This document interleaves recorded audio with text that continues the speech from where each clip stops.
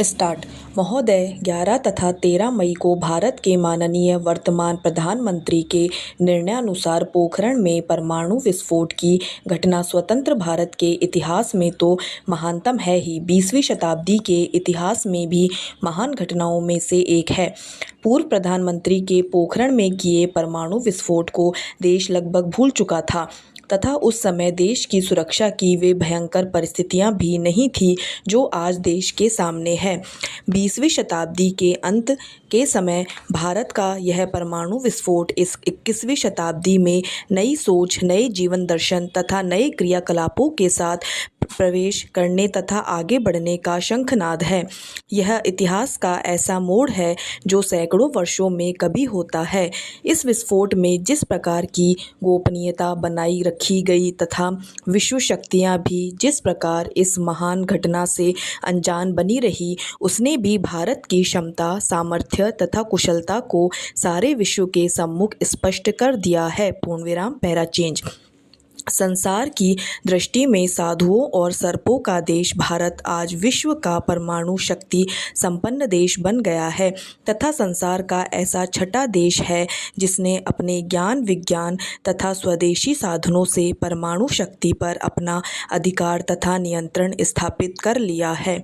इस महान घटना ने न केवल भारत की जनता का माथा ऊंचा किया है तथा देश के प्रति प्रेम एवं गर्व उत्पन्न किया है, बल्कि प्रवासी भारतीयों ने भी गर्व और स्वाभिमान का अनुभव किया है। Para change.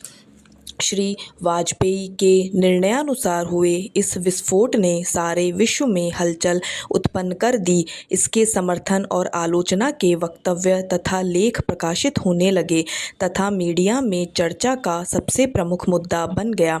लेकिन एक आश्चर्य की बात यह हुई कि सारे साहित्यकारों ने इस घटना पर कोई विशेष प्रतिक्रिया व्यक्त नहीं की, तो अखिल भारतीय हिंदी परिषद ने निर्णय किया कि साहित्यकारों के बीच इस घटना का विश्लेषण किया जाए तथा यह तय किया जाए कि साहित्यकार की क्या भूमिका हो सकती है। साहित्यकार यह जानते हैं कि देश की सीमाएं असुरक्षित है तथा आतंकवाद के जरिए पाकिस्तान ने अघोषित युद्ध छेड़ा हुआ है। चीन की विस्तारवादी नीतियां किसी भी समय हमारी सुरक्षा के लिए खतरा बन सकती है तथा बांग्लादेश में से भी वहां के नागरिकों का बराबर प्रवेश हो रहा है। भारत आर्थिक क्षेत्र में प्रगति कर रहा है। पूर्णविराम पैरा चेंज। महोदय, अखिल भारतीय साहित्य परिषद ने 24 जून को नई दिल्ली में भारत का परमाणु परीक्षण और साहित्यकार की दृष्टि विषय पर साहित्यकारों की एक गोष्ठी की। इसकी अध्यक्षता की जवाहरलाल नेहरू विश्वविद्यालय के प्रोफेसर डॉक्टर परिमल दास ने तथा विषय प्रवर्तन किया इसी विश्वविद्यालय से अभी सेवानिवृत्त हुए जापानी विभाग के प्रोफेसर डॉक्टर सत्यभूषण वर्मा ने।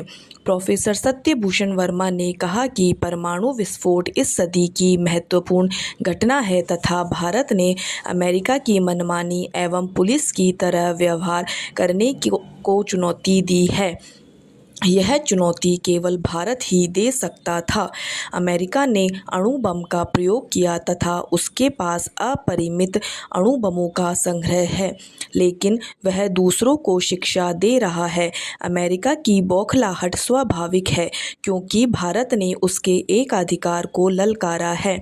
अमेरिका, चीन आदि देश आज भी आर्थिक एवं सांस्कृतिक रूप में अपने उपनिवेश पैदा करना चाहते हैं। भारत जैसे देश उनके बाजार हैं और दुर्भाग्य यह है कि हम भी उन्हें इस बाजार में आने के लिए आमंत्रित कर रहे हैं। हम जानते हैं हमारे शत्रु कौन है। चीन कब हमारा मित्र था, पाकिस्तान हमारा दोस्त कब था। अमेरिका ने तो बांग्लादेश के युद्ध के समय अपना जहाज बंगाल की खाड़ी में भेज दिया था। भारत कई दशकों से पूर्ण निःशस्त्रीकरण का प्रस्ताव करता रहा है, लेकिन किसी ने उसकी बात नहीं सुनी। अब नाभिकीय परीक्षण किया तब भी ये देश निःशस्त्रीकरण की बात नहीं कर रहे हैं। ये देश भारत को घेरना चाहते हैं, लेकिन भारत ने अब बता दिया है कि यह संभव नहीं है। भारत का यह विस्फोट वास्तव में एक शांतिपूर्ण विश्व की स्थापना के लिए है, जिसमें सबल और दुर्बल देश बराबर होंगे। भारत 21वीं सदी में इसी दृष्टि से जीना चाहता है। पूर्णविराम पैराचेंज। इसके बाद डॉक्टर सीतेश आलोक ने भी परमाणु विस्फोट का समर्थन किया तथा कहा कि भारत एक शांति प्रिय देश है और रहेगा। उन्होंने अमेरिका के विकास विलास तथा उसके बाद विनाश की ओर कदम रखने की स्थितियों की जानकारी दी और कहा कि अब भारत पहले से अधिक सशक्त हुआ है। अमेरिका आदि देशों के प्रतिबंध हमारे लिए वरदान बन सकते हैं। हमें न तो पलायन करना है और न दीनता दिखानी है। नरेंद्र कोहली ने कहा कि सरकार का यह कदम सर्वथा उचित है। पूर्णविराम। डिक्टेशन समाप्त।